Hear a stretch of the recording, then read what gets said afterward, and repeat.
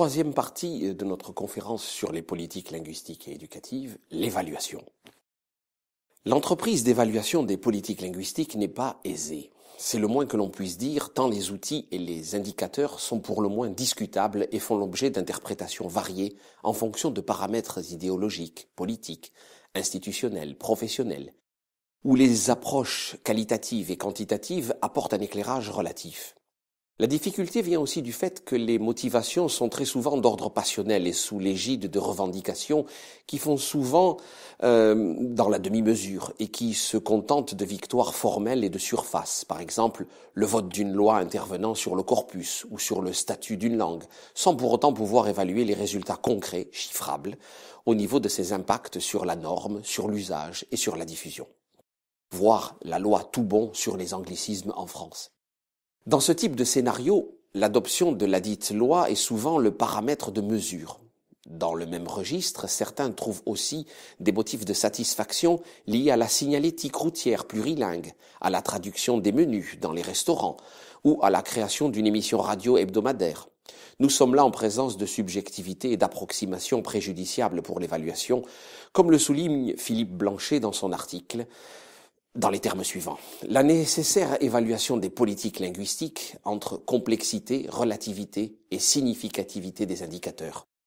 En ces termes très explicites, il souligne les faits, les dynamiques sociolinguistiques sont des processus continus dont les temporalités sont complexes et dont les interrétroactions, fonctionnement en hélice, rendent beaucoup moins identifiables des éléments distincts et des effets de causalité.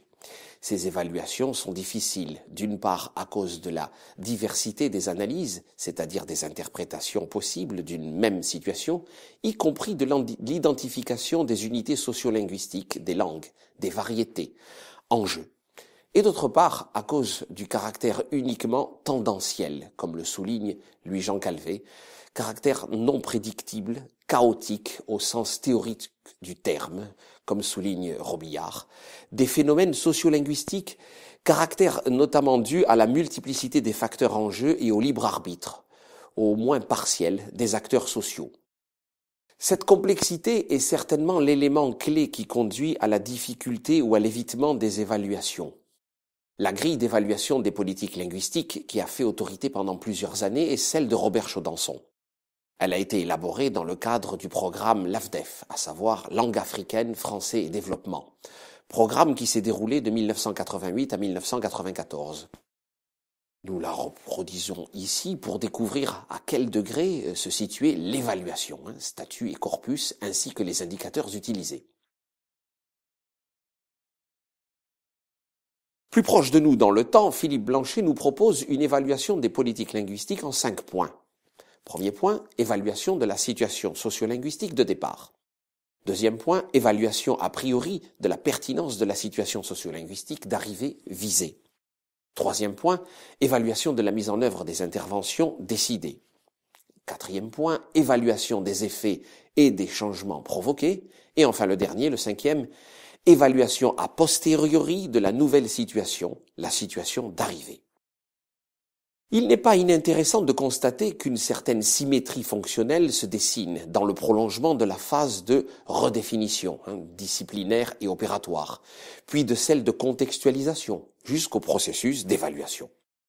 Nous proposons à présent de démontrer que les 5 axes d'évaluation proposés par Philippe Blanchet pour les politiques linguistiques peuvent proposer des prolongements jusqu'à l'évaluation des politiques linguistiques et éducatives. Alors, premier point, évaluation de la situation sociolinguistique de départ.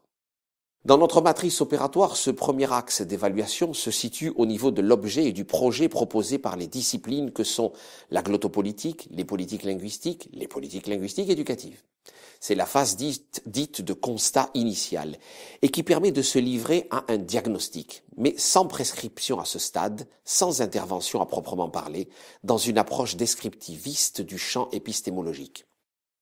Elle permet d'évaluer de manière objective une situation sociolinguistique de départ englobant tous les faits de langage où la société revêt la forme du politique. Deuxième point à présent, l'évaluation a priori de la pertinence de la situation sociolinguistique d'arrivée visée. Ce deuxième axe d'évaluation s'inscrit au niveau du mode d'action et de contextualisation qu'opèrent les politiques linguistiques éducatives, à savoir l'intervention. C'est à ce stade macro-décisionnaire et de pronostic que l'on mesure a priori la pertinence de la situation sociolinguistique d'arrivée visée. L'exemple de l'évaluation du contexte des X-phonies illustre parfaitement cette action d'anticipation in vitro, inhérente à toute démarche d'intervention.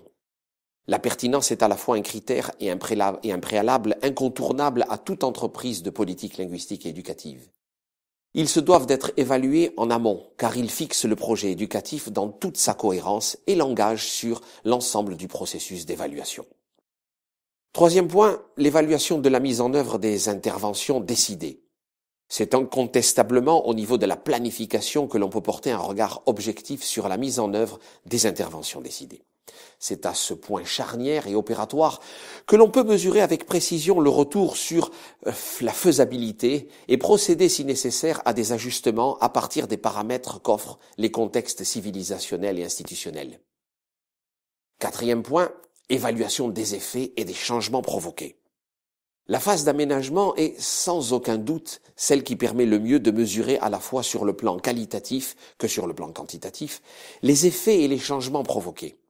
Les aménagements qui visent à la mise en adéquation d'une action de politique linguistique éducative avec le contexte lié aux cultures d'enseignement et aux cultures d'apprentissage sont ainsi analysés in vivo par les acteurs de terrain, institutionnels, professionnels, etc., dans leurs incidences sectorielles. Cinquième point à présent, l'évaluation a posteriori de la nouvelle situation, la situation d'arrivée. En effet, le cadre d'application qu'offre le dispositif permet de porter un regard sur les résultats obtenus et donc d'évaluer a posteriori la nouvelle situation d'arrivée. Il mesure les impacts dans la temporalité, situation éphémère, pérenne, et leur fonctionnement, degré d'interaction, viabilité. L'évaluation portera tout autant sur les nouvelles structures de recherche et de formation mises en place que sur leurs impacts au niveau de la production et de la consommation langagière, pour reprendre une terminologie chère à Robert Chaudenson. Nous représentons cette systématicité fonctionnelle pour les politiques linguistiques éducatives au sein du tableau synchronique, ici même. Ainsi s'achève cette réflexion générale sur l'évaluation des politiques linguistiques éducatives. Loin d'être exhaustive, son ambition ne vise qu'à donner des pistes supplémentaires pour essayer d'établir des systématicités fonctionnelles dans une entreprise de réflexion qui est par essence complexe et accidentée. Tout un travail est actuellement à l'œuvre pour affiner les outils et les indicateurs de mesure mobilisés à chaque niveau ou palier de l'analyse matricielle opératoire que nous proposons. Conclusion générale sur les politiques linguistiques et éducatives.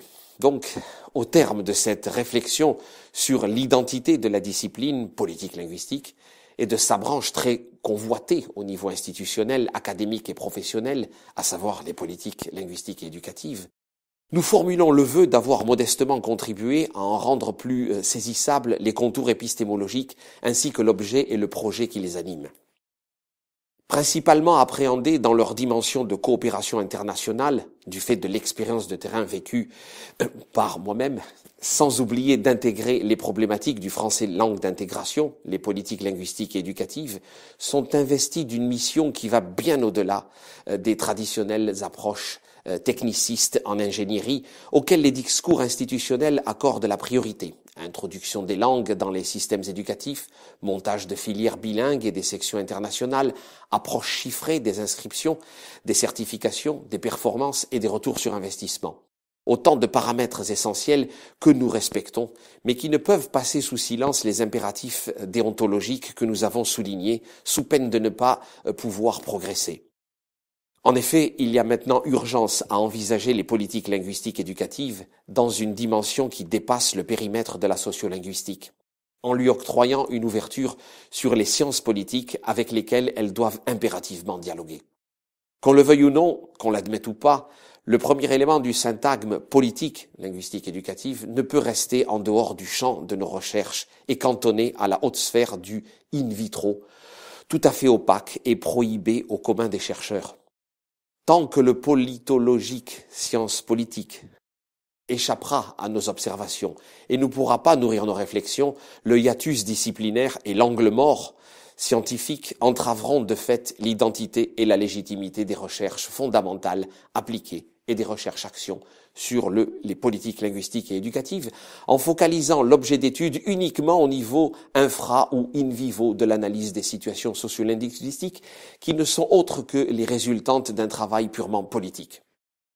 De même, il est nécessaire de restaurer la dimension dialogique et les principes de base d'une pensée complexe au sein des représentations mentales que les discours politiques linguistiquement corrects imposent au domaine, en engendrant là aussi des hiatus et des angles morts qui sont de véritables freins à la tectonique des savoirs et nous mettent dans l'incapacité conceptuelle de saisir la totalité de la problématique.